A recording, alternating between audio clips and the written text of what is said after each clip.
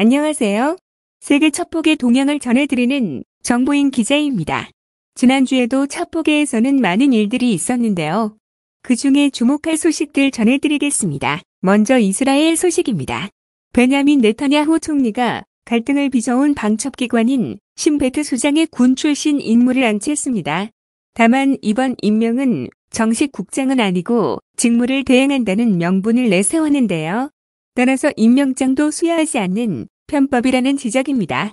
네타냐후는 지난달 중순 종장까지 반목해온 로넨 바르 국장이 잦은 사임 형식으로 물러나자 그 자리에 이스라엘 국방군 IDF에서 잔뼈가 굵은 다베드 비네 소장을 임명했습니다. 비니 소장은 1993년 군에 입대한 뒤 최정예 특수부대인 사예른 메트칼과 나카산 여단 등을 거치며 줄곧 전투 및 지휘 경력을 쌓았습니다. 이는 30년 넘게 신베트에서 경력을 이어온 바르 전 국장과는 전혀 다른 성향이며 이에 이번 인사를 두고 잡음이 일고 있습니다. 앞서 이스라엘 법원은 지난 네타냐후의 바르 전 국장 해임이 부당하다며 시민단체가 낸 해임 무효 가처분 신청을 받아들였습니다. 그러면서 네타냐후에게 신임 국장을 임명하지 말라고도 판결했는데요. 법원 결정이 이렇다 보니 네타냐후는 정식 국장을 임명하는 대신 직무대행으로 우회하는 꼼수를 발휘한 겁니다. 문제는 이번 임명이 국가안보 본래의 의미보다는 총리의 정치적 안위를 염두에 둔 인사라는 점입니다. 실제로 네타냐후와 측근들은 하마스와 가까운 카타르에게 거액의 불법 자금을 받은 혐의로 지난해 재판에 회부됐습니다. 이른바 카타르 게이트로 알려진 이 부패 혐의를 신베트가 수사를 벌여왔는데 이번 비니 임명으로 수사가 축소 또는 유야무야 될 수 있다는 우려가 나오고 있습니다. 네타냐후가 바르 전 국장과 벌인 갈등은 이런 부패 혐의와 무마 외압이 근본 원인입니다.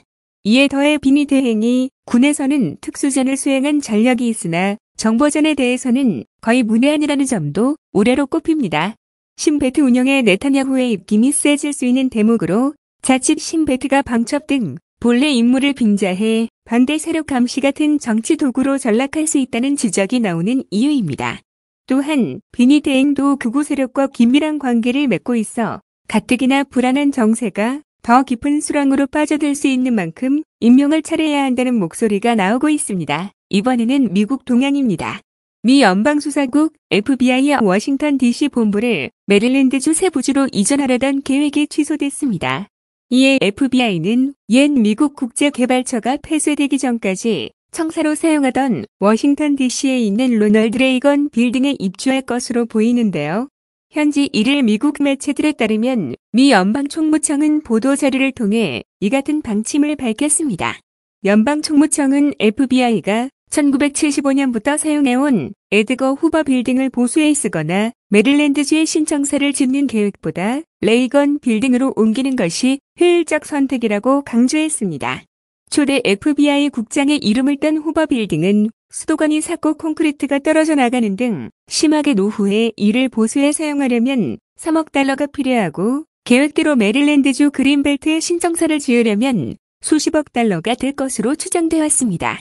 이와 관련해 FBI 캐시 파텔 국장은 로널드 레이건 빌딩으로 이사하는 것은 미국 국민을 보호하고 헌법을 수호하는 우리의 사명을 수행하는데 비용 대비 효과가 크고 자원을 효율적으로 쓰는 길이라고 말했습니다.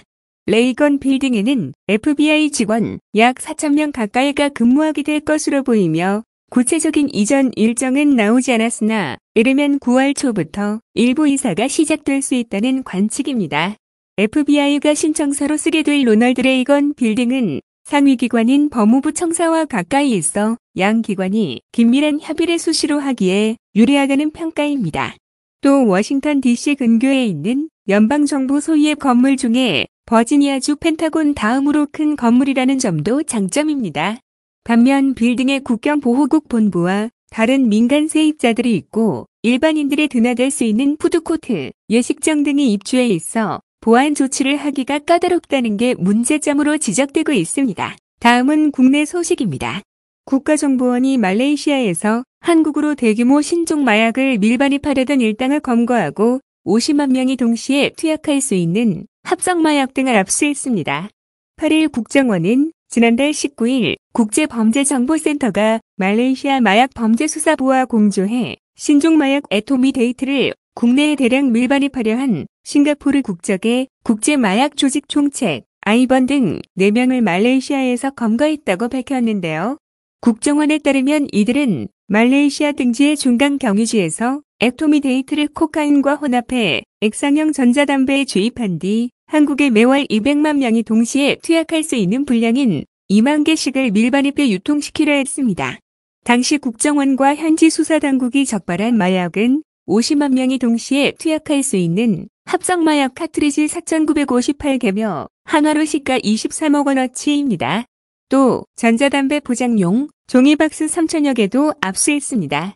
국정원은 환각 효과와 중독성을 극대화하기 위해 애토미 데이트에 코카인을 추가한 정황에 주목해 정확한 경위를 조사하고 있습니다.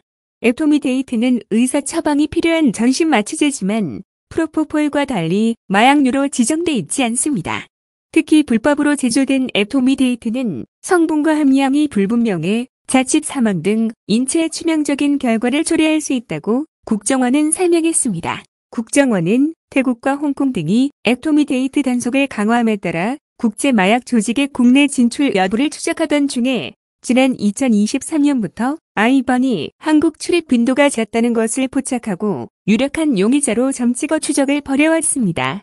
그러던 중 아이번이 서울 강남에 헤드헌팅 법인을 설립하는 등 사업가 행세를 하며 싱가포르 유학 경험이 있는 한국 학생들에게 접근해 애토미 데이트를 수사기관에 걸리지 않는 마약으로 소개하는 등 국내 유통망 구축을 은밀히 진행하고 있다는 사실을 알게 됩니다.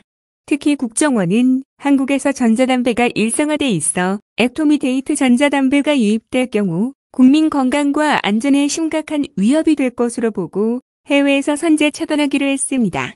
이에 국제범죄 담당 요원을 마약 중간 경유지인 말레이시아로 급파했고 현지 수사당국은 국정원이 제공한 마약 조직원의 신원과 수법 등 핵심 정보를 토대로 체포작전을 벌여 이번 성과를 올렸다고 설명했습니다.